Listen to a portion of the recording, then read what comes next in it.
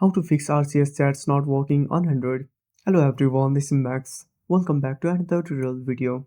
So let's start without wasting any time. Also make sure to watch this video till the end.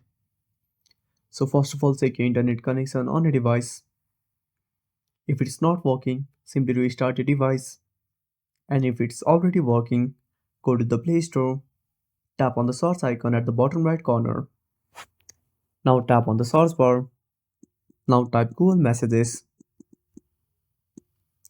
Now click on search at the bottom right corner.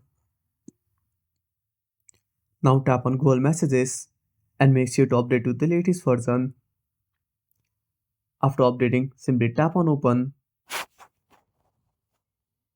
Now tap on Profile at the top right corner. Now go to Message Settings.